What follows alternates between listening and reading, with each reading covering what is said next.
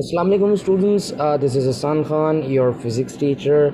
अच्छा बच्चों, आज की ये वीडियो बनाने का मकसद ये है कि 6 और 7 सितंबर को जो फ़िज़िक्स का जो NAD का टेस्ट हुआ उसके अंदर जो फ़िज़िक्स का पोर्शन आया उसको आप लोगों के साथ डिस्कस किया जाए। अच्छा बच्चों देखो, सबसे पहले तो एक बात जहन में रखो और वो ये कि अभी मैं जो आप लोगों से चीज़ें डिस्कस करने वाला हूँ ये सब वो चीज़ें हैं जो कि रिक्रिएटेड हैं। रिक्रिएटेड मतलब ये कि जो बच्चे टेस्ट देकर आए हैं, हमने उनसे पूछा कि भाई आप लोग बताएं आपका कैसा एक्सपीरियंस रहा और क्वेश्चंस जो है वो किस तरीके के आए थे। तो उन बच्चों ने जो हमसे क्वेश्चंस शेयर किए, वो क्वेश्चंस जो आपके सामने होंगे वो उन क्वेश्चंस की तरह का कुछ होगा। जैसे बच्चों ने हमें जो है वो टॉपिक्स का नाम बता दिया, कुछ बच्चों ने जो वो बाकायदा क्वेश्चन बता दिया कि सर ये फॉर्मूला अप्लाई हो रहा था, उसका ये आंसर आ रहा था। तो वो सारी चीज़ें जो है वो आपसे मैं डिस्कस करने जा रहा हूँ। ठीक है, तो स्टार्ट करते हैं। सबसे पहले पहला MCQ अगर आप पढ़ें तो इसके अंदर लिखा हुआ है light air is the unit of. तो देखो, लाइट एयर जो है वो किसका यूनिट होता है भाई? लाइट एयर जो है वो बेसिकली डिस्टेंस का यूनिट होता है। सही है, तो ये याद करने वाली चीज़ है। इसी तरह आपको पता होना चाहिए इंटेंसिटी ऑफ लाइट का यूनिट क्या होता है। इंटेंसिटी ऑफ लाइट को, लुमिनस इंटेंसिटी को बेसिकली कैंडला के अंदर मेजर किया जाता है। कुछ बच्चों से जो ये MCQ भी पता चला था। तो फ़िज़िकल क्वांटिटीज़ के यूनिट्स को जो है वो आपने याद करना है। हर फिज़िकल क्वांटिटी का यूनिट और उसकी डायमेंशन आपको पता होनी चाहिए। MCQ नंबर 2 अगर आप पढ़ें तो इसमें कह रहे हैं कि if two spheres of charges -3 coulomb and 1 coulomb are joined by a conducting wire. That means कि एक स्फीयर है जिसके ऊपर जो चार्ज है वो -3 कूलम्स है और एक दूसरा स्फीयर है जिसके ऊपर चार्ज जो है वो 1 कूलम है, +1 कूलम। इन दोनों को एक कंडक्टिंग वायर के ज़रिए जो वो ज्वाइन कर दिया। अब जो नेट चार्ज होगा इन दोनों के ऊपर वो किसके इक्वल होगा, ये पूछा जा रहा है। तो बेसिकली जो नेट चार्ज होगा इन दोनों के ऊपर वो इन दोनों चार्जेस के एवरेज के इक्वल होगा। और एवरेज कैसे कैलकुलेट करते हैं भाई? दोनों को ऐड करें और डिवाइड बाय 2 कर दें। तो इसका मतलब ये है कि -3 + 1 -2 डिवाइड बाय 2 कैंसिल करोगे तो आंसर आएगा -1 कूलम। मतलब ये कि इस स्फीयर के ऊपर भी -1 कूलम चार्ज रह जाएगा और इस स्फीयर के ऊपर भी -1 कूलम चार्ज रह जाएगा इन दोनों को कनेक्ट करने के बाद। तो इसका जो आंसर होगा MCQ नंबर 2 का, उसका आंसर होगा -1 कूलम। आगे बढ़ते हैं। MCQ नंबर 3 की अगर हम बात करें तो ये भी एक रिक्रिएटेड MCQ है। इसमें कह रहे हैं if a plane is flying with 600 km/h it drops a package that reaches in 5 second. अब देखो, पैकेज जो है वो ड्रॉप किया है, प्लेन जो है वो हॉरिजॉन्टली फ्लाई कर रहा था 600 km/h। दैट मीन्स कि ये हाफ प्रोजेक्टाइल हाफ पैराबोला का केस है और प्लेन ने जो पैकेज यहाँ पर ड्रॉप किया होगा तो वो पैकेज जो है वो एक हाफ पैराबोला बनाते हुए वो ग्राउंड पे स्ट्राइक करेगा और इसकी जो हॉरिजॉन्टल वेलोसिटी है वो आपको गिवन है, दैट इज़ 600 km/h। अब चूँकि ये हॉरिजॉन्टली ट्रैवल कर रहा था तो इसकी जो वेलोसिटी का y कंपोनेंट होगा, जो वर्टिकल कंपोनेंट होगा वो 0 मीटर्स/सेकंड होगा। अब क्वेश्चन में कह रहे हैं कि वो 5 सेकंड्स के अंदर जो है वो पहुंच गया ग्राउंड तक। इसकी ये जो हाइट है, ये हाइट बता दो कितनी होगी। तो भाई आप लोगों को पता है सेकंड इक्वेशन ऑफ मोशन, अगर आप प्रोजेक्टाइल की बात करें तो h = v0 yt + ½ gt² formula होता है। इसके अंदर जब आप v0 y की जगह पे 0 सब्स्टिट्यूट करोगे, टाइम से मल्टीप्लाई होगा 0 और सब कुछ 0 हो जाएगा, तो आपके पास इक्वेशन बनेगी ½ gt²। अब इधर जो है वो g की वैल्यू हम 9.8 कंसिडर करेंगे क्योंकि NAD के अंदर जो वो कैलकुलेटर अलाउ है, तो इस वजह से जितनी भी कैलकुलेशन है वो सब जो है वो कैलकुलेटर के ज़रिए करेंगे। तो अगर मैं भी इधर कैलकुलेटर यूज़ करूं और मैं इसको जो है वो मल्टीप्लाई करूं तो आंसर आएगा 122.5 मीटर्स। तो इस क्वेश्चन का आंसर भी क्या होगा? 122.5 मीटर्स। ठीक है। MCQ number 4, if A = AI and B = BJ। That means कि आपको दो वेक्टर्स गिवन है। वेक्टर A जो है वो A × II जो है वो यूनिट वेक्टर है और वेक्टर बी जो है वो इक्वल है बी टाइम्स जे के। आपसे बोला जा रहा है ए क्रॉस बी बता दो, तो ए क्रॉस बी बेसिकली जो इक्वल होगा वो होगा ए आई क्रॉस बी जे के।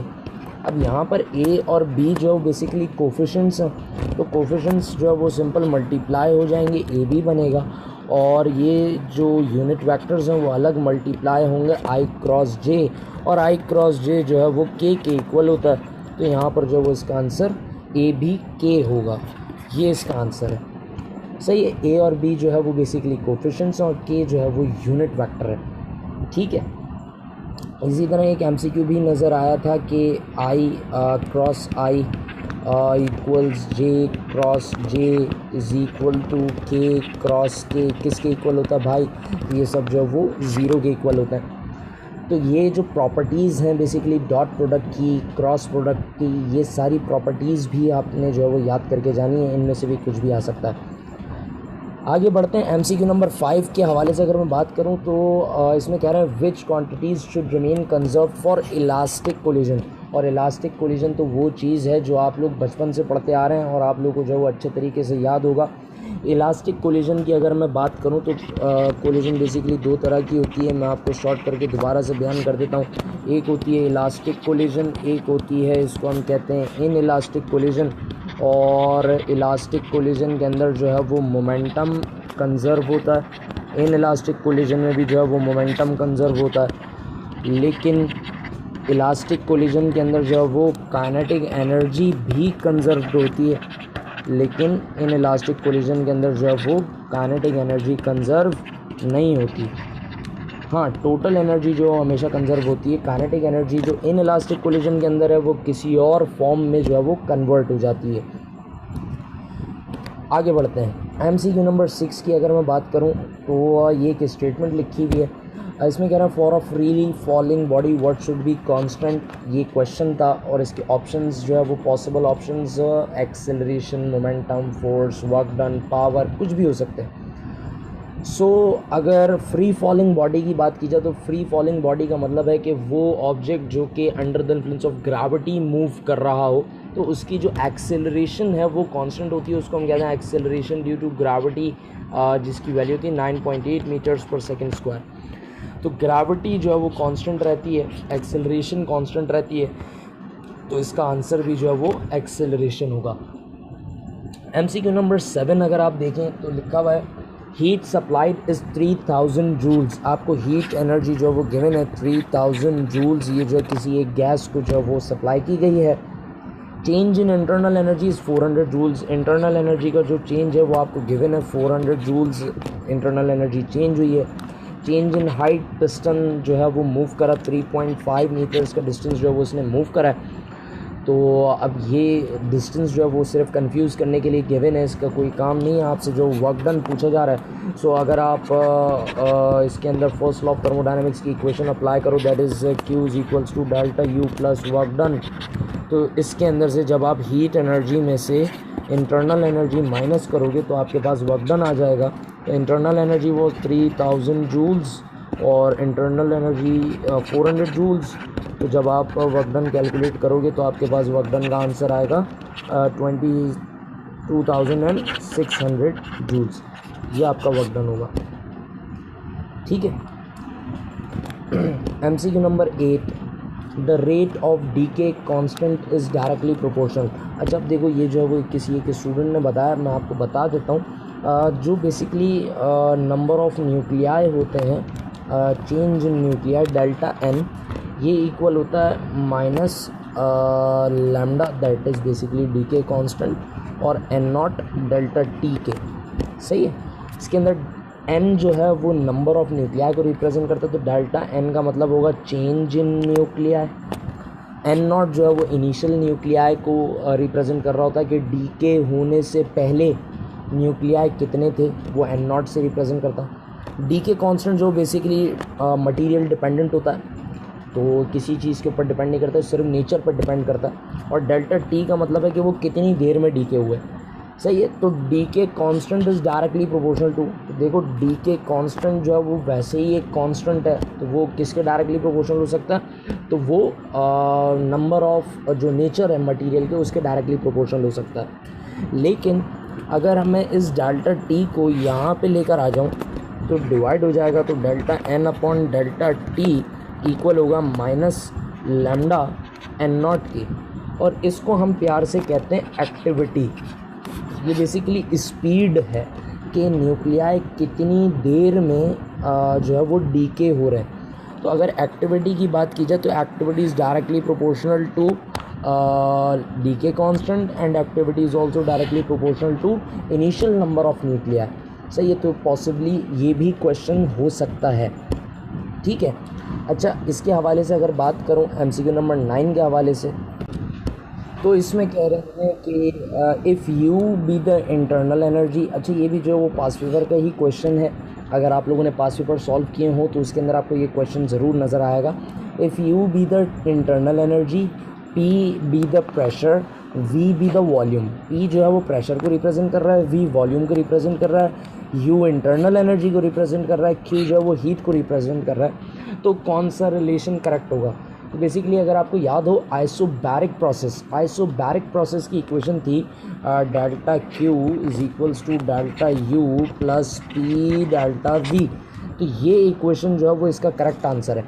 अब ये इक्वेशन जो है वो ऑप्शंस के अंदर पॉसिबली घुमा फिरा कर दी जा सकती है। फॉर एग्जांपल अगर मैं ये बात कहूँ कि ये डेल्टा यू यहाँ पर प्लस का, ये अगर उधर चला जाए तो माइनस हो जाएगा, तो पॉसिबली हो सकता है कि आपका जो करेक्ट आंसर हो वो आपको इस तरीके से जो है वो लिख कर दिया गया हो, ये वाली इक्वेशन जो है वो ऑप्शंस में मौजूद ना हो, ये आपका आंसर बन जाएगा।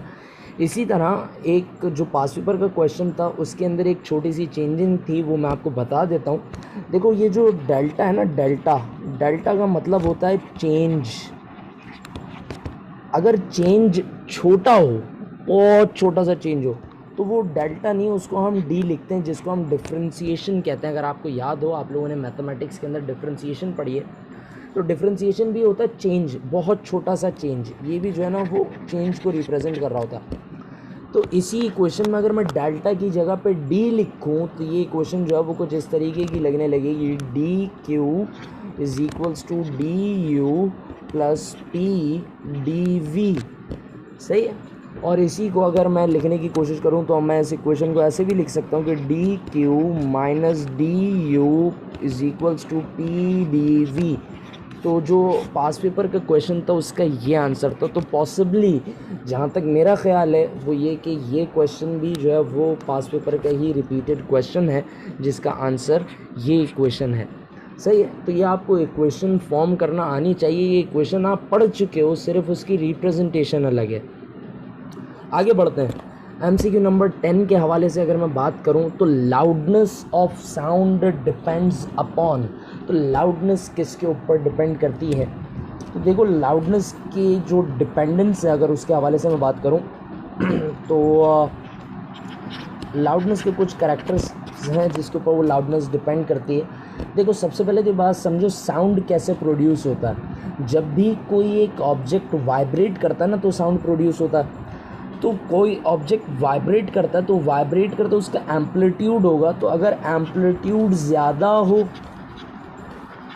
एम्पलीट्यूड अगर ज़्यादा हो लाउडनेस ज़्यादा होगी, एम्पलीट्यूड कम होगा लाउडनेस कम होगी। तो लाउडनेस जो है वो एम्पलीट्यूड के ऊपर जो है वो डिपेंड करेगी, डायरेक्ट रिलेशन है।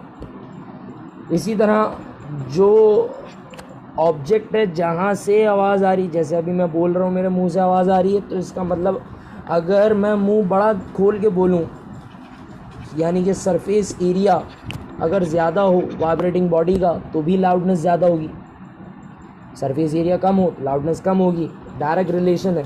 बिल्कुल इसी तरह अगर मैं बात करूँ जो आपके पास जो शिद्दत है, इंटेंसिटी की अगर मैं बात करूं तो इंटेंसिटी के साथ लाउडनेस का डायरेक्ट रिलेशन है। जितनी शिद्दत से बोला जाएगा लाउडनेस ज़्यादा होगी, जितनी कम शिद्दत से बोला जाएगा उतनी लाउडनेस कम होती है, डायरेक्ट रिलेशन है। बिल्कुल इसी तरह जो विंड है, डायरेक्शन ऑफ विंड, हवा किस डायरेक्शन में चल रही है उस डायरेक्शन के अंदर जो है वो लाउडनेस अगर बोला जाएगा तो लाउडनेस ज़्यादा होगी। उसके अपोजिट डायरेक्शन में बोले जाएगा तो लाउडनेस कम होगी, आवाज़ कम सुनाई देगी। बिल्कुल इसी तरह जो डेंसिटी होती है एयर की, उस डेंसिटी के ऊपर भी जो लाउडनेस डिपेंड करती है, इसके साथ लाउडनेस का इन्वर्स रिलेशन है। तो पॉसिबली इसके जो है वो ऑप्शंस के अंदर इनमें से कोई एक भी हो सकता है, कोई एक ही होगा ऑब्वियसली क्योंकि क्वेश्चन है loudness of sound depends on, किस पर डिपेंड करती है, तो इनमें से कोई एक ऑप्शन के अंदर होगा तो वही उसका आंसर है। अब ये क्वेश्चन इस तरीके से भी आ सकता है कि loudness does not depend upon, तो लाउडनेस किस पे डिपेंड नहीं करती, तो इन 5 के अलावा अगर कोई चीज़ मौजूद होगी तो उसके ऊपर जो लाउडनेस डिपेंड नहीं करती, तो इसके जो है वो ये ऑप्शंस भी हो सकता है। MCQ नंबर 11 को अगर आप देखें तो बच्चों ने बताया कि भाई मैग्निफिकेशन ऑफ कंपाउंड माइक्रोस्कोप से रिलेटेड जो वो MCQs थे। तो अगर मैं आपको बताऊं तो मैग्निफिकेशन ऑफ कंपाउंड माइक्रोस्कोप के 2 फॉर्मूलाज होते हैं। एक फॉर्मूला होता है QO/PO, और जो बच्चों से मेरी बात हुई उनसे जो है उन्होंने ये कहा कि भाई ऑप्शंस के अंदर जो है वो इसका फॉर्मूला पूछा गया था। तो अगर मैं फॉर्मूले की रिस्पेक्ट से बात करूं तो मैग्निफिकेशन के 2 फॉर्मूलाज होते हैं, मैं दोनों लिख देता हूं। एक होता है QO/PO 1 + D/FE। सही है। इसके अंदर मैं आपको बता भी देता हूं, QO जो बेसिकली इमेज डिस्टेंस होता है ऑब्जेक्टिव लेंस के लिए, PO जो है वो ऑब्जेक्ट डिस्टेंस होता है ऑब्जेक्टिव लेंस के लिए, D जो है वो least distance of distinct vision है, FE जो है वो फोकल लेंथ है आईपीस की। इसी तरह ये फॉर्मूला जो तकरीबन बराबर होता है L/FO 1 + D/FE। पॉसिबली ये भी मैग्निफिकेशन का फॉर्मूला तो हो सकता है ऑप्शन में ये भी मौजूद हो। इसके अंदर L जो है वो लेंथ ऑफ माइक्रोस्कोप है और FO ऑब्जेक्टिव की फोकल लेंथ है, D जो है लीस्ट डिस्टिंक्ट विजन का, FE जो वो फोकल लेंथ है आईपीस की। बिल्कुल इसी तरह टेलीस्कोप की भी आपको याद होनी चाहिए। टेलीस्कोप के अगर मैं मैग्निफिकेशन के फॉर्मूले की बात करूं तो फॉर्मूला होता है FO/FE। इसी तरह आप जो वो लेंथ भी याद रखो कि भाई मैग्निफिकेशन जो कंपाउंड माइक्रोस्कोप उसकी जो लेंथ तो उसका फॉर्मूला क्या होता है, उसका फॉर्मूला होता है QO+PE। इसी तरह जो टेलीस्कोप है उसकी जो लेंथ होती है उसका फॉर्मूला भी याद रखो, उसका फॉर्मूला होता है FO+FE। तो ये सारी बातें जो है वो आपको याद होनी चाहिए, फार्मूलाज जो है वो याद करके जाने लाजमी तौर पे। अच्छा, इसी तरह जो दोनों जो माइक्रोस्कोप की बात करूं या मैं अगर टेलीस्कोप की बात करूं तो 2 बार जो है वो मैग्निफिकेशन हो रही होती है। एक बार ऑब्जेक्टिव लेंस मैग्निफिकेशन करता है, एक बार आईपीस मैग्निफिकेशन करता है। दोनों की मैग्निफिकेशन को मल्टीप्लाई कर दोगे तो आपके पास टोटल कंबाइंड मैग्निफिकेशन आ जाएगी। तो ये फॉर्मूला जो है वो दोनों माइक्रोस्कोप के लिए भी अप्लाई किया जा सकता है, टेलीस्कोप के लिए भी अप्लाई किया जाता है। तो ये फॉर्मूला भी आपको जो है वो पता होना चाहिए। MCQ number 12, if a planet orbits around the sun what should be constant. देखो, अगर कोई भी एक प्लैनेट सन के अराउंड या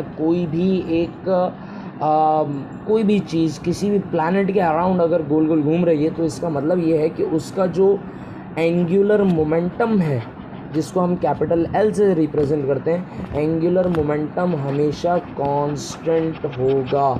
ये बात याद रखो। सही है। कोई भी ऑब्जेक्ट जो कि रोटेट कर रहा है उसका एंगुलर मोमेंटम हमेशा कांस्टेंट होगा। ये बात आप लोगों ने चैप्टर नंबर 5 के अंदर जो आपका चैप्टर 5 था torque, equilibrium and angular momentum, उसके अंदर आपने एक लॉ पढ़ा था, law of conservation of angular momentum. उसकी एक डेरिवेशन थी कि आइसोलेटेड सिस्टम के अंदर अगर टॉर्क जो है वो 0 हो जाता है तो टॉर्क अगर 0 हो जाएगा तो एंगुलर मोमेंटम जो है वो कांस्टेंट हो जाएगा। तो ये बात भी याद होनी चाहिए कि अगर मोमेंटम कांस्टेंट है तो टॉर्क का 0 होना ज़रूरी है। सही है। तो ये बात भी आपको पता होनी चाहिए, ये भी जो है वो क्वेश्चन आ चुका है। अच्छा, the principle of working of galvanometer, galvanometer जो किस प्रिंसिपल के ऊपर काम करता है, ये सवाल है। इसके ऑप्शंस अब बच्चों ने जो बताया है इस MCQ के ऑप्शंस के बारे में, तो वो ये बताया कि इसके ऑप्शंस जो बहुत बड़े बड़े ऑप्शंस थे, तो बच्चों को जो है वो इसके ऑप्शंस याद नहीं थे। अब पॉसिबली अगर मैं इस क्वेश्चन की बात करूं तो गैल्वेनोमीटर अगर मैं आपको याद दिलाऊं तो गैल्वेनोमीटर जो है वो एक सिलेंडर होता है। उस सिलेंडर के ऊपर एक कॉइल जो है उसको वूंड किया जाता है। उस कॉइल में से जब हम करंट को पास करते हैं तो वो सिलेंडर जो वो मूव कर जाता है, बेसिकली टॉर्क प्रोड्यूस होता है। सो इस MCQ नंबर 13 का जो पॉसिबल आंसर हो सकता है वो हो सकता है कि works on the principle of the torque produced on a current carrying coil.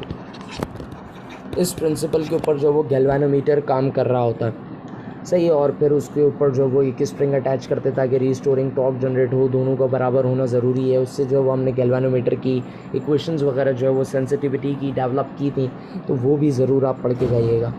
इसी तरह MCQ नंबर 14 जो था वो था metre bridge is use to measure. तो देखो मीटर ब्रिज के ज़रिए हम जो वो रेजिस्टेंस कैलकुलेट करते हैं विद हाई एक्यूरेसी, बहुत ज़्यादा एक्यूरेट वैल्यूज़ जो वो रेजिस्टेंस की मेजर की जा सकती हैं मीटर ब्रिज के ज़रिए, सही है। इसी तरह पोटेंशियोमीटर की अगर मैं बात करूं तो पोटेंशियोमीटर के ज़रिए हम अननोन EMF कैलकुलेट भी कर सकते हैं और दो बैटरीज़ की EMFs को कंपेयर भी करा सकते हैं। तो पोटेंशियोमीटर और meter bridge, post office box, इन सब चीज़ों के बारे में ज़रूर पढ़ लेना एक दफ़ा। MCQ number 20, sorry for about the numbering, but इस MCQ की अगर हम बात करें तो बहुत सिंपल सा MCQ है, slope of force displacement graph. तो फोर्स और डिस्प्लेसमेंट का जो ग्राफ है तो ये आपको क्या बताता है, तो फोर्स और अगर डिस्प्लेसमेंट को मैं x से रिप्रेजेंट करूँ तो स्लोप मींस द चेंज, तो the change in force with respect to the change in displacement. इसके ज़रिए आपके पास स्प्रिंग कांस्टेंट आ जाता है। अगर आपको याद हो, आप लोगों ने हुक्स लॉ पढ़ा था, तो ये हुक्स लॉ की ही इक्वेशन बनेगी F = kx। तो इस स्लोप के ज़रिए, फोर्स और डिस्प्लेसमेंट के स्लोप के ज़रिए आप जो वो स्प्रिंग कांस्टेंट जो है वो कैलकुलेट कर सकते हो। स्प्रिंग कांस्टेंट इसका आंसर होगा। MCQ number 29, velocity time graph is shown, what is the distance covered in 5 seconds. अब ये बच्चों ने जो है वो क्वेश्चन जो है वो उसको रिक्रिएट करने की कोशिश करी है। उन्होंने कहा कि भाई एक वेलोसिटी और एक टाइम का ग्राफ गिवन था और इसके अंदर टाइम की जो है वो वैल्यूज़ गिवन थी। इसके अंदर 5 सेकंड्स जो वो यहाँ कहीं पे आ रहा था और ग्राफ जो है वो उन्होंने बताया कि याद नहीं है। तो पॉसिबली जो ग्राफ है वो रेक्टेंगल भी हो सकता है, कुछ इस तरीके का हो सकता है कि जो ग्राफ हो वो एक ट्रायंगल हो कि कुछ इस तरीके का, जैसे पास्ट पेपर के अंदर जो वो क्वेश्चन मौजूद है, हो सकता है वो जो है वो कुछ इस तरीके का ट्रायंगल हो, या पॉसिबल है कि दोनों चीज़ें मौजूद हों। तो आपसे जो है वो डिस्टेंस पूछा जा रहा है। तो बेसिकली जो वेलोसिटी टाइम ग्राफ होता है, इस वेलोसिटी टाइम ग्राफ का जो एरिया होता है, वो एरिया जो है वो डिस्टेंस को रिप्रेजेंट कर रहा होता है। तो आपने कुछ भी नहीं करना, आपने जो है वो इस शेप का बेसिकली एरिया कैलकुलेट करना होगा। इसके अंदर आपको जो वो सारी जो वैल्यूज़ हैं वो आपको पता होंगी और एरिया कैलकुलेट करना आपको आता है। अगर मैं रेक्टेंगल की बात करूं तो आप एरिया कैलकुलेट करोगे सिंपल लेंथ को हाइट से मल्टीप्लाई करके, जो भी वैल्यू यहाँ पर लिखी होगी उसको इस यहाँ पर लिखी गई वैल्यू से मल्टीप्लाई कर देना, आपके पास जो वो इस शेप का एरिया आ जाएगा। इसी तरह अगर ट्राइंगल की बात करें तो एरिया का फॉर्मूला होता है half base multiply by height. तो यहाँ से लेके यहाँ तक जो भी आपके पास वैल्यू लिखी हो उसको अगर आप इस हाइट से बेसिकली यहाँ पे लिखे जाने वाले नंबर से मल्टीप्लाई करा दो तो आपके पास इस ट्राइंगल का एरिया आ जाएगा। डिवाइड बाय 2 भी करना ऑफ कोर्स। इसी तरह यहाँ पे अगर वेलोसिटी टाइम ग्राफ इसकी मैं बात करूँ तो इसकी हाइट को अगर आप इसकी बेस से जो है वो मल्टीप्लाई करा दो और 2 से डिवाइड कर दो तो इस ट्राइंगल का भी एरिया आ जाएगा। सेम फॉर्मूला अप्लाई करेंगे यहाँ पर भी, हाफ बेस इनटू हाइट का। ठीक है। इस MCQ की अगर मैं बात करूँ तो इसमें कह रहे हैं कि there are 2 converging lenses of focal length 80 centimetre and 20 centimetre. आपके पास जो है वो 2 कन्वर्जिंग लेंसेज थे, एक की फोकल लेंथ f1, दूसरे की फोकल लेंथ को f2 कहें। तो आपसे जो है वो पावर पूछी जा रही थी। तो सबसे पहले तो हम कंबाइंड फोकल लेंथ अगर कैलकुलेट करें तो combined focal length of combination का फॉर्मूला होता है 1/f = 1/f1 + 1/f2। इसके अंदर अगर आप वैल्यू सब्स्टिट्यूट करो तो 1/80 + 1/20 और इसका अगर आप LCM लें तो 80 आपके पास जो वो LCM आ जाएगा तो ये बनेगा 1 + 2, 4 × 8 होता है तो 4 जो है वो यहाँ पर आएगा। दैट मीन्स 5/80 1/f के इक्वल है। और इसको जब आप रेसिप्रोकेट करोगे तो आपके पास फोकल लेंथ आएगी 80 / 5। इसको कैंसिल करें अगर हम 5 1 ज़ा 5, 5 6 टाइम 30, तो that means focal length is of 16 centimetres. ठीक है। अच्छा, ये जो वैल्यूज़ लिखी हुई हैं प्रॉबेबली हो सकता है कि वहाँ पे जो क्वेश्चन हो वो वैल्यूज़ जो वो थोड़ा सा डिफरेंट हो। तो 16 सेंटीमीटर्स आपके पास फोकल लेंथ आई। अब सबसे पहले आपने जो है वो इस फोकल लेंथ को मीटर्स में कन्वर्ट करना है। तो अगर मैं इसको मीटर्स में कन्वर्ट करूँ तो ये बनेगा 0.16 मीटर्स। कैसे करेंगे भाई? तो सिंपल इसको 100 से डिवाइड कर देंगे। फिर उसके बाद आप जो है वो पावर कैलकुलेट करोगे। Power is basically the reciprocal of focal length. अब यहाँ पे आपने फोकल लेंथ की वैल्यू पुट करनी है, दैट इज़ 0.16, और आपके पास जो है वो कैलकुलेटर के ज़रिए अगर मैं इसको सॉल्व करूँ तो आपके पास जो है वो पावर आएगी, और वो कितनी आएगी? 0.16 को अगर आप डिवाइड कर दें तो 6.25 डायोप्टर्स, ये आपके पास जो है वो पावर आ जाएगी। तो प्रॉबेबली इस क्वेश्चन के मुताबिक ये इसका आंसर होगा। MCQ नंबर 31 की अगर मैं बात करूं तो इसमें कह रहे हैं length of astronomical telescope is given bye. ये जैसे कि मैंने आपको बताया कि टेलीस्कोप की लेंथ की का फॉर्मूला जो वो याद होना चाहिए, L = FO + FE। सिमिलरली जो गैलीलियन टेलीस्कोप होती है उसकी लेंथ का फॉर्मूला भी याद होना चाहिए, होता है FO - FE, सिर्फ माइनस का साइन आ जाता है। MCQ number 32, diffraction is a special type of interference basically, क्योंकि इंटरफेरेंस के अंदर भी जो है वो पैटर्न बन रहा होता है फ्रिंजेस का, bright fringe, dark fringe, due to constructive and destructive interference. और MCQ number 33, formula for range of a projectile is given by. तो पॉसिबली जो प्रोजेक्टाइल की रेंज है उसका जो वो फॉर्मूला पूछा गया था, और प्रोजेक्टाइल की रेंज का फॉर्मूला आपको पता है, वो होता है V0 square sine 2θ divided by G। इसी तरह मैक्सिमम रेंज होती है 45 डिग्री एंगल के ऊपर, तो अगर आप इधर 45 सब्सटीट्यूट कर दो तो आपके पास मैक्सिमम रेंज आ जाती है। मैक्सिमम रेंज का फॉर्मूला होता है V0 स्क्वायर अपॉन G।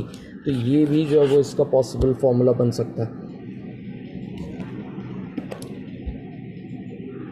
अच्छा भाई, ये क्वेश्चन अगर आप पढ़ें तो horizontal range of projectile is maximum, उसका जो मैक्सिमम एंगल है वो पूछा गया था। अभी जैसे मैंने आपको बताया 45 डिग्री के ऊपर जो है वो मैक्सिमम रेंज होती है। तो जो एंगल्स अगर 45 डिग्री ऑप्शन में मौजूद नहीं है तो जो एंगल 45 के करीब होगा उसके ऊपर जो है वो रेंज मैक्सिमम होगी। ठीक है। अच्छा, इसके बाद वाला MCQ अगर आप पढ़ें तो उसमें लिखा है mechanical waves are which waves. तो देखो, मैकेनिकल वेव्स कौन सी वेव्स होती हैं? वो वेव्स जिनको मीडियम की ज़रूरत पड़े ट्रैवल करने के लिए, उन वेव्स को हम मैकेनिकल वेव्स कहते हैं। सही है ना? Those waves that need medium to travel, that need medium to propagate are known as mechanical waves. सही है, उनको मैकेनिकल वेव्स कहते हैं। इस MCQ की अगर मैं बात करूं rate of change of momentum, तो ये तो जैसा कि आप लोगों को पता है, ये फोर्स की डेफिनेशन लिखी है। What is force? Basically force is the rate of change of momentum, इसको हम फोर्स कहते हैं। ये T इधर डिवाइड का उधर जाएगा, मल्टीप्लाई होगा। So basically the product of force and time is equal to the change of momentum, और इसको हम कहते हैं प्यार से इम्पल्स। तो ये भी आपको जो वो याद रखना ज़रूरी है। और फ्यूज़न अकर्स बिकॉज ऑफ, तो फ्यूज़न जो है वो कब होती है पॉसिबल? तो देखो, फ्यूज़न ये जो वर्ड है ये आपको बता रहा है जब दो लाइट मॉलिक्यूल्स एक साथ जब फ्यूज़ होते हैं, एक साथ जब मिलते हैं बहुत ज़्यादा एनर्जी देने की सूरत में, तब ही जो है वो फ्यूज़न हो पाती है, वरना वो फ्यूज़न पॉसिबल नहीं है। तो फ्यूज़न के लिए एक बहुत ज़्यादा हाई अमाउंट ऑफ एनर्जी जो है वो चाहिए तो फ्यूज़न होती है, वरना नहीं होती। तो basically energy, high amount of energy, heat energy, temperature जब बहुत ज़्यादा होगा तो high temperature, high energy, high heat energy, तब जो है वो फ्यूज़न पॉसिबल होगी, वरना फ्यूज़न पॉसिबल नहीं होती। अब ये क्वेश्चन अगर आप पढ़ें तो पावर इज़ 6। पावर कौन सी पावर भाई? माइक्रोस्कोप की, सिंपल माइक्रोस्कोप की बात हो रही है, तो इसकी मैग्नीफाइंग पावर की बात हो रही है। मैग्नीफाइंग पावर जो वो आपको गिवन है 6, क्योंकि मैग्नीफिकेशन का कोई यूनिट भी नहीं होता। तो फोकल लेंथ कैलकुलेट करनी थी, मैग्नीफिकेशन का सिंपल फॉर्मूला अप्लाई करेंगे 1 + D/F। इसके अंदर जो है वो मैग्नीफिकेशन 6 आपको गिवन है, डी की वैल्यू आपको पता होती है 25 होती है सेंटीमीटर्स के अंदर। तो ये +1 है, उधर जाएगा -1 होगा, 5 बनेगा, 5 = 25 अपॉन एफ। और जब आप फोकल लेंथ कैलकुलेट करोगे तो एफ़ को उधर ले जाओ, 5 को इधर ले आओ, तो 5 5 25 होता है, तो 5 सेंटीमीटर आपके पास जो है वो फोकल लेंथ आएगी। अब ये MCQ देखें तो magnification is height of image. Magnification, ये जो है वो स्टेटमेंट गलत लिखी है, मैं आपको बता देता हूँ। Magnification is basically the ratio का मतलब होता है divide, ratio of image height to object height, उसको हम कहते हैं प्यार से मैग्नीफिकेशन। सही है। तो the ratio of image height to object height या ratio of height of image to height of object. तो रेशो का वर्ड होना जो वो यहाँ पे ज़रूरी है। Magnification is the ratio of. ठीक है। अब ये वाला जो है ना क्वेश्चन बच्चों ने लिखा था कि भाई एक कैपेसिटर था, उसकी कैपेसिटेंस गिवन थी, दूसरा कैपेसिटर था, उसकी कैपेसिटेंस गिवन थी, एक वोल्टेज गिवन था, दूसरा वोल्टेज गिवन था, टोटल वोल्टेज जो है वो निकालना था। अब ये जो है वो पॉसिबली जो बुक का क्वेश्चन है वो चैप्टर नंबर 12 के अंदर वो हो सकता है, जो कि अक्सर पास पेपर्स में भी आता है कि एक कैपेसिटर है जिसकी कैपेसिटेंस C1 है, इसको जो है वो एक बैटरी के साथ चार्ज किया गया, उस बैटरी का पोटेंशियल V1 है। और इसी तरह दूसरा कैपेसिटर है, उस कैपेसिटर को जो है वो एक अलग बैटरी के साथ जो वो चार्ज किया, उसका पोटेंशियल V2 है, और इस कैपेसिटर की कैपेसिटेंस C2। और फिर उसके बाद इन दोनों कैपेसिटर्स को डिस्कनेक्ट करके आपस में पैरेलल के अंदर कनेक्ट कर दिया, कुछ इस तरीके से। एक C1 है, एक C2 है। अब इन दोनों का जो रिज़ल्टेंट पोटेंशियल होगा वो बता दो, यानी कि रिज़ल्टेंट पोटेंशियल यानी कि V जो है वो बेसिकली पूछा जा रहा है। दोनों चूँकि पैरेलल में है तो इस वजह से दोनों का जो है वो पोटेंशियल बोला जा रहा है। अब देखो, इसकी अगर मैं बात करूं तो अगर कैपेसिटर C1 जो है वो एक बैटरी V1 के साथ कनेक्ट होगा तो बेसिकली इसके अंदर जो है वो कुछ चार्जेस Q1 स्टोर होंगे। इसी तरह V2 की अगर मैं बात करूं तो उसके अंदर जो वो चार्जेस Q2 स्टोर होंगे। अब जाहिर सी बात है, जिस कैपेसिटर की कैपेसिटेंस ज़्यादा होगी, जिसको ज़्यादा वोल्टेज बैटरी के साथ कनेक्ट किया जाएगा, ऑब्वियसली उसके अंदर ज़्यादा चार्ज स्टोर होंगे। तो C1 और C2 दो जो कैपेसिटर्स हैं, इन दोनों कैपेसिटर्स में से एक के पास ज़्यादा चार्ज होगा, एक के पास जो है वो कम चार्ज होगा। तो सबसे पहले तो यहाँ पर जिस कैपेसिटर के पास ज़्यादा चार्ज है, उस कैपेसिटर के पास से दूसरे कैपेसिटर तक जो है वो चार्जेस फ़्लो करेंगे। तो लेट सपोज़ मैं ये कहता हूँ कि C1 से जो है वो C2 की तरफ जो वो चार्ज निकल के फ़्लो कर रहा है, तो फिर एक वक्त आएगा दोनों कैपेसिटर्स का जो पोटेंशियल है वो सेम हो जाएगा। वो सेम पोटेंशियल जो है वो कैलकुलेट करना है। अब यहाँ पे अगर मैं बात करूँ तो जो चार्जेस होंगे, जो चार्जेस फ़्लो कर रहे होंगे, उसकी अगर मैं बात करूँ, यहाँ पर जो चार्ज होगा वो टोटल चार्ज होगा। टोटल चार्ज जो है वो आप कैसे कैलकुलेट करोगे, तो भाई टोटल चार्ज कैलकुलेट कर सकते हो आप Q1 + Q2 के फॉर्मूले से, ही आपके पास टोटल चार्ज आ जाएगा। सही है। तो इस पोटेंशियल को कैलकुलेट करने के लिए जो फॉर्मूला यूज़ होगा वो फॉर्मूला होगा basically V = total charge divided by Q = CV formula होता है, तो Q/C वोल्टेज के इक्वल होगा। और ये बेसिकली यूज़ करोगे आप Q1 + Q2 divided by C1 + C2। चूँकि पैरेलल के अंदर हैं तो सिंपल ऐड कर देते हैं, तो ये इक्विवेलेंट कैपेसिटेंस और टोटल चार्ज होगा। तो इसके अंदर भी अगर आप Q1 की जगह पे सब्स्टिट्यूट कर दो वैल्यूज़, तो C1 V1 + C2 V2 divided by C1 + C2, ये वोल्टेज का जो है वो फॉर्मूला बन जाएगा। अब अगर आप देखो क्वेश्चन, तो इस क्वेश्चन के अंदर आपको कैपेसिटेंस गिवन, दूसरी कैपेसिटेंस गिवन, एक वोल्टेज गिवन, दूसरा voltage given, total voltage calculate करना, तो ये आपके पास फार्मूला बन गया। इसके अंदर आप वैल्यूज़ पुट करेंगे, सिंपल वैल्यूज़ पुट करोगे कैलकुलेटर के ज़रिए, आपके पास जो है वो आंसर आ जाएगा। आगे बढ़ें तो ये जो है एक और क्वेश्चन था कैपेसिटर से रिलेटेड। चूँकि हर बच्चे के पास एक अलग पेपर आया था, तो इस वजह से बहुत सारे MCQs जो वो बच्चों ने बताए थे। अब ये क्वेश्चन है कि what will be the capacitance if area is doubled. इसके हवाले से अगर मैं बात करूँ तो कैपेसिटेंस का फॉर्मूला आपको याद होना चाहिए, that was epsilon not a upon D. तो कैपेसिटेंस का एरिया के साथ डायरेक्ट रिलेशन है, तो अगर एरिया बढ़ाओगे कैपेसिटेंस बढ़ जाएगी, एरिया डबल करोगे कैपेसिटेंस भी डबल हो जाएगी। तो इस वाले एमसीक्यू का आंसर जो है वो डबल है। सिमिलरली कैपेसिटेंस का जो डिस्टेंस बिटवीन प्लेट्स है उसके साथ इन्वर्स रिलेशन है, अगर आप डिस्टेंस बढ़ाओगे कैपेसिटेंस कम हो जाएगी, इसी तरह डिस्टेंस कम करोगे कैपेसिटेंस बढ़ जाएगी। तो ये बात भी जो है वो जहन में रखनी है। और एक और बात ये कि अगर आप इन दो कैपेसिटर की प्लेट्स के दरमियान कोई एक डाइइलेक्ट्रिक मीडियम रख दो, तो जो उस मीडियम की परमिटिविटी होगी एप्सिलॉन आर, उतने टाइम्स कैपेसिटेंस हो जाती है। अगर एप्सिलॉन आर की वैल्यू 2 है तो कैपेसिटेंस डबल हो जाएगी, अगर एप्सिलॉन आर की वैल्यू 3 है तो कैपेसिटेंस 3 टाइम्स हो जाएगी। ये बात भी याद रखिएगा। फिर बच्चों ने बताया कि भाई एक क्वेश्चन आया था जिसके अंदर जो है वो प्रोजेक्टाइल की ये वाली इक्वेशन जो है वो ऑप्शन में मौजूद थी और यही आंसर था। मतलब कि प्रोजेक्टाइल की हॉरिजॉन्टल रेंज कैलकुलेट करने के लिए फॉर्मूला जो है वो पूछा गया था कि कौन सा फॉर्मूला है जिसके ज़रिए हम हॉरिजॉन्टल रेंज कैलकुलेट कर सकते हैं। तो ऑप्शंस कह रहे हैं सर, उसके अंदर जो है वो बहुत सारे ऑप्शंस जो है वो हाइट के थे और एक ऑप्शन जो वो टाइम का था। पॉसिबली हमें जो है वो हॉरिजॉन्टल रेंज का एक ही फॉर्मूला नज़र आया, वही इसका आंसर है। और अगर आपको याद हो तो x is equals to v naught x multiply by time, ये इक्वेशन बेसिकली ये लिखी हुई है, x is equal to v naught x multiply by time. अब यहाँ पे ये जो x है वो बेसिकली हॉरिजॉन्टल डिस्टेंस को जो है वो रिप्रेजेंट कर रहा है, सही ना। तो ये हॉरिजॉन्टल डिस्टेंस को रिप्रेजेंट कर रहा है, यानी कि रेंज को रिप्रेजेंट कर रहा है। तो ये बात जो है वो पता होनी चाहिए।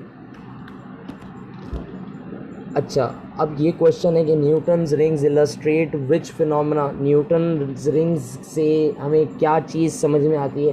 तो देखो, न्यूटन्स रिंग्स से हमें बेसिकली लाइट की जो वेव नेचर है ये बात समझ में आती है। क्यों? क्योंकि न्यूटन्स रिंग्स बनती हैं इंटरफेरेंस से, और इंटरफेरेंस जो है वो सिर्फ वेव की प्रॉपर्टी है, क्योंकि सिर्फ एक वेव ही इंटरफेरेंस कर सकती है और तो कोई इंटरफेरेंस कर नहीं सकता। तो इसी तरह जो यंग्स डबल स्लिट एक्सपेरिमेंट है, इसी तरह जो माइकलसन मोल्डे एक्सपेरिमेंट था और माइकलसन इंटरफेरोमीटर जिसको आप कहते हो, तो ये सारी जो है वो वेव नेचर ऑफ लाइट को जो है वो बयान कर रही हैं। कैसे इंटरफेरेंस हो गया, डिफ्रैक्शन हो गया, पोलराइजेशन हो गया, ये सब एक वेव की करने वाली हरकतें हैं।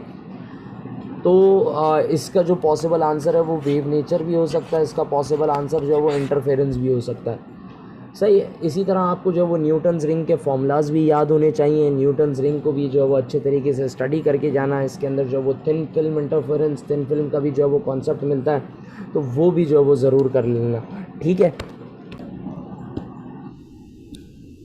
आगे बढ़ें तो ये क्वेश्चन था कि which of the following is dimensionless. कौन सी फिजिकल क्वांटिटी ऐसी है जिसकी कोई डायमेंशन एग्जिस्ट नहीं करती। तो देखो, डायमेंशन का भी क्वेश्चन आया हुआ है। कितने बेसिक और कितने आसान सवाल आए। ग्रेविटेशनल कांस्टेंट की जो है वो डायमेंशन होती है रिफ्रैक्टिव इंडेक्स, जो वो इसका आंसर है। रिफ्रैक्टिव इंडेक्स की कोई डायमेंशन नहीं होती। Refractive index is basically the ratio for sine of angle of incidence to the sine of angle of refraction. इसी तरह ये जो है वो इक्वल होता है, ये किसके इक्वल होता है? ये speed of light in speed of light in denser medium divided by speed of light in rare medium, और ये इक्वल होता है wavelength in denser medium divide by wavelength in rare medium के, सही है। तो ये रिफ्रैक्टिव इंडेक्स के बारे में आपको जो है वो चीज़ें पता होनी चाहिए। आगे बढ़े तो ये एक सिंपल सा क्वेश्चन था। कह रहे हैं कि train starts from rest, that means उसकी जो इनिशियल वेलोसिटी थी वो 0 थी एट रेट ऑफ 4 मीटर्स पर सेकेंड स्क्वायर। मैंने 12 पूछा था बच्चों से, भाई ये स्क्वायर ही था? कहते जी सर, एक्सेलरेशन गिवन थी। तो ये एक्सेलरेशन है। Covers the distance in 10 seconds, 10 seconds time है। What is the velocity? तो वेलोसिटी मतलब फाइनल वेलोसिटी पूछी जा रही थी। तो first equation of motion v f is equal to v i plus a t, simple formula apply करोगे, that means 0 + 4 multiply by 10, तो आपके पास आंसर आ जाएगा 40 मीटर पर सेकेंड। ये जो है वो फाइनल वेलोसिटी है किसकी? जो आपके पास स्ट्रेन है उसकी। आगे बढ़ें तो ये क्वेश्चन था कि सिंपल पेंडुलम है, उसकी फ्रीक्वेंसी 0.3 हर्ट्ज़ है, व्हाट इज़ इट्स लेंथ। तो भाई फ्रीक्वेंसी गिवन थी और लेंथ पूछी जा रही थी। तो फ्रीक्वेंसी का फॉर्मूला होता है 1/2π√G/L। इस फॉर्मूले से आप जो वो सिंपल लेंथ कैलकुलेट कर सकते हो। कैसे? अगर आप इसके अंदर जो वो स्क्वायरिंग करवाओ, ये बनेगा F² = 1/4π² और G/L, स्क्वायर रूट से स्क्वायर कैंसिल हो जाएगा। अब ये लेंथ इधर डिवाइड उधर लेकर जाओ और फ्रीक्वेंसी को इधर लेकर आ जाओ, तो L = ये बनेगा G/4π²F²। ये फॉर्मूला बन गया। अब इस फॉर्मूले के अंदर आपने जो वो सिर्फ वैल्यूज़ पुट करनी है और आपके पास आंसर आ जाएगा। अब ये कुछ और क्वेश्चंस हैं। अब ये पहला सवाल अगर आप पढ़ें, the SI unit of heat is, heat का SI यूनिट पूछा जा रहा है। भाई बहुत ही मासूम सवाल। हीट का SI यूनिट जो वो जूल होता है, हीट इज़ एनर्जी। इसी तरह SI यूनिट करंट का पूछा गया। करंट का यूनिट क्या होता है भाई? एम्पियर इसका जो है वो यूनिट होता है SI unit. Unit of flux density पूछा गया। फ्लक्स डेंसिटी का यूनिट क्या होता है? तो भाई फ्लक्स डेंसिटी के जो वो 2 यूनिट होते हैं, इसको जो है वो हम टेस्ला भी कहते हैं और इसको जो है वो हम वेबर/मीटर² भी कहते हैं। दोनों एक दूसरे के बराबर हैं, दोनों इसके SI यूनिट हैं। तो आप कोई सा भी यूनिट जो वो लिख सकते हैं। डिपेंड करता है कि ऑप्शंस में कौन सा यूनिट मौजूद था। बात को आगे बढ़ाऊँ मैं तो MCQ नंबर 4 के हवाले से अगर मैं बात करूँ तो the voltmeter gives less reading than at actual because. अब ये जो क्वेश्चन है वोल्ट मीटर की अगर मैं बात करूं तो वोल्ट मीटर जो है वो जब भी कोई भी एक एलिमेंट है, उस एलिमेंट के साथ वोल्ट मीटर जो है वो हमेशा पैरेलल के अंदर जो वो कनेक्ट किया जाता है। तो वोल्ट मीटर कम रीडिंग क्यों देता है भाई? वो क्योंकि वो थोड़ा सा जो करंट है, जो करंट यहाँ से आ रहा होता है, उस थोड़े से करंट को अपनी तरफ जो वो अट्रैक्ट कर लेता है। थोड़ा सा करंट जो वोल्ट मीटर में से पास हो जाता है, इस वजह से जो है वो कम रीडिंग देता है। तो इसके पॉसिबल आंसर्स जो है वो बहुत सारे हो सकते हैं कि वोल्ट मीटर जो है वो उसकी रेजिस्टेंस ज़्यादा होती है बट इनफाइनाइट नहीं होती, इस वजह से, क्योंकि अगर रेजिस्टेंस इनफाइनाइट होगी तो फिर थोड़ा सा करंट भी जो है वो इसके अंदर दाखिल नहीं होगा। तो ये भी इसका आंसर हो सकता है। Volt meter is connected in parallel, ये भी इसका आंसर हो सकता है। तो डिपेंड करता है कि ये क्वेश्चन क्या था। सही है। तो वोल्ट मीटर के वो जो है वो अच्छे से स्टडी करके आना, एम मीटर को अच्छे से स्टडी करके आना, गैल्वेनोमीटर की भी क्वेश्चंस जो है वो नज़र आए और मीटर ब्रिज और पोटेंशियोमीटर की भी जो है वो बच्चों ने बताया कुछ क्वेश्चंस थे। तो इस वजह से ये जो चैप्टर नंबर 15 है ना सिंध बोर्ड का, ये चैप्टर 15 को अच्छे से थॉरली स्टडी करके आपने जाना है। आगे बढ़ते हैं तो MCQ नंबर 5 देखें तो velocity is rate of change of displacement. Displacement की जो चेंज होता है उसको जो वो वेलोसिटी कहते हैं। प्रोजेक्टाइल मोशन के अंदर जो एक्स एक्सिस के ऊपर जो एक्सेलरेशन होती है वो क्या होती है? तो भाई जैसा कि हमें पता है, हमारी जो बुक है वो चूँकि उसके अंदर जो नॉलेज है वो थोड़ी सी मखसूस है, इस वजह से हम ये अज्यूम करते हैं कि हॉरिजॉन्टल जो है वो कोई फोर्स एक्ट नहीं करती, जिसकी वजह से हॉरिजॉन्टली कोई जो एक्सेलरेशन है वो भी नहीं होती। दैट्स वाई जो वेलोसिटी का हॉरिजॉन्टल कंपोनेंट है वो भी जो है वो कांस्टेंट रहता है, वो भी जो है वो चेंज नहीं होता। ठीक है ना? तो ये सारी बातें जो है वो आपको पता होनी चाहिए। और ये देखो कितना आसान और कितना बेसिक MCQ आया हुआ है। MCQ नंबर 9 की अगर मैं बात करूं तो इसके अंदर कह रहे हैं slope of velocity time graph. तो देखो वेलोसिटी और टाइम ग्राफ का स्लोप जो है वो एक्सेलरेशन बता रहा होता है। और इससे पहले जो है वो हमने एक क्वेश्चन सॉल्व किया था जिसके अंदर वेलोसिटी टाइम ग्राफ से डिस्टेंस कैलकुलेट करना था। तो देखो याद रखो, स्लोप जो है वो एक्सेलरेशन बताएगा और एरिया जो है वो डिस्टेंस बताएगा। सही है ना? ये बातें याद रखना। अब work is the dot product of, भाई वर्क जो है वो किसका डॉट प्रोडक्ट है? देखें कितनी मासूम सी बात है। तो वर्क जो है वो फोर्स और डिस्प्लेसमेंट का डॉट प्रोडक्ट होता है। तो ये बात भी आपको पता है। इसी तरह power is the dot product of force and velocity, ये बात भी पता होनी चाहिए। आगे बढ़ते हैं। The speed of light in vacuum. तो देखो भाई स्पीड ऑफ लाइट वैक्यूम में कितनी होती है? तो वो 3 × 10⁸ मीटर्स पर सेकंड होती है। ये ऑप्शंस में मौजूद था और यही इसका करेक्ट आंसर है। MCQ number 12, speed of electromagnetic waves depends upon, तो देखो speed of electromagnetic basically speed of light की बात हो रही है, तो स्पीड ऑफ लाइट का फॉर्मूला होता है C=1/√μ0 तो स्पीड ऑफ लाइट बेसिकली दो कांस्टेंट्स के ऊपर डिपेंड करती है, that is permeability of free space और परमिटिविटी ऑफ फ्री स्पेस। इन दोनों के ऊपर जो वो स्पीड ऑफ लाइट डिपेंड कर रही होती है, और यही दोनों ऑप्शंस में मौजूद थे और यही दोनों इसका आंसर था। MCQ number 13, process in which temperature remains constant, वो प्रोसेस जिसमें टेम्परेचर कांस्टेंट होता है तो बेटे वो आइसोथर्मल प्रोसेस है। वो प्रोसेस जिसमें प्रेशर कांस्टेंट होता है वो उसको आइसोबैरिक प्रोसेस कहते हैं। वो प्रोसेस जिसके अंदर वॉल्यूम कांस्टेंट होता है उसको आइसोकोरिक प्रोसेस कहते हैं। वो प्रोसेस जिसमें हीट जो है वो एक्सचेंज नहीं होती उसको एडियाबैटिक प्रोसेस कहते हैं। तो ये जो है वो बातें आपको याद होनी चाहिए। MCQ नंबर 15 पढ़ो तो लिखा है speed of sound is zero in, speed of sound जो है वो ज़ीरो होती है किस में ज़ीरो, भाई स्पीड ऑफ साउंड को ट्रैवल करने के लिए मीडियम की ज़रूरत पड़ती है, मैकेनिकल वेव है, अभी इससे पहले बयान करके आया हूँ। तो वैक्यूम के अंदर जो है वो साउंड ट्रैवल नहीं कर सकता।